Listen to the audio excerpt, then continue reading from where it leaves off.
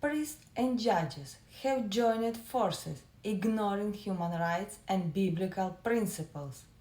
There is nothing more destructive in the world than a conspiracy among those who should serve their beliefs and uphold justice. In this hidden conspiracy, priests and judges have united their forces with the sole aim of strengthening their political and religious power, in defiance of everything, the Constitution, spiritual commandments, and human rights.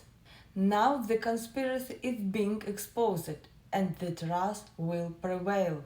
The secret of the cunningly concealed justice is being revealed to shed light on this dark conspiracy and revive the ideals of justice and freedom. Let us unravel how this international mafia operates. For those who are not yet aware of all the details of the story, they can find it in the previous video. As for me, I will continue. Putnik Konstantin Vladimirovich, a brief introduction, size 2000, he has been the deputy head of the missionary department of the Chelyabinsk Diocese of the Russian Orthodox Church.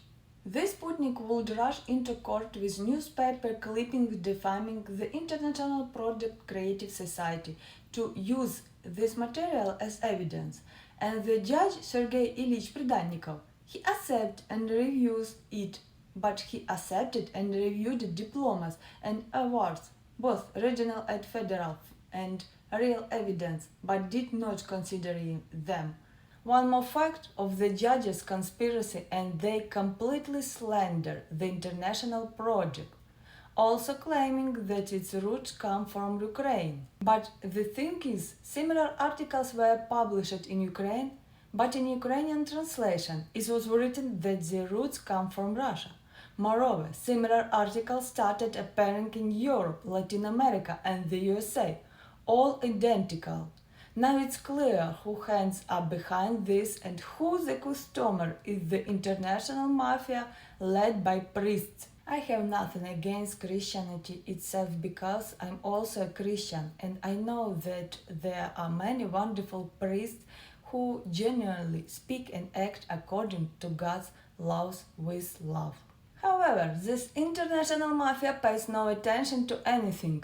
They don't care about people, the constitution, human rights, and most importantly, it's evident that their motives are not out of love, but out of fear that people will start living more humanely, and the sanctity of human life is being undermined as one of the highest values.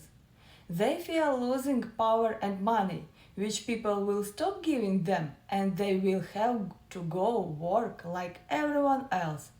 In the international project Creative Society, they see competition, but the truth is that people, regardless of their beliefs and social status, find common ground and act.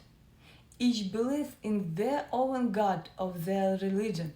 No one changes their religion or leaves it. They simply understand that there is one common goal, especially against the backdrop of climate change, which is already being discussed from high tribunes. Although the scientists of the Creative Society International Project have been talking about it for many years. Yes, the project involves scientists, politicians, and representatives of various organizations. Even in our time, when half of the world is washed away and the other half is dried up, and it's evident to everyone that even fools understand the crisis we are entering, and these priests continue to fuel conflicts from within, using the state power structure to violate people's rights, violate the Bible to profit from people, violating people's constitutional rights, honor and conscience. What is happening to the world? Priests, if you are holy and have powerful praise, stop climate change, save the world, and if you can't, then be silent and do not interfere with people.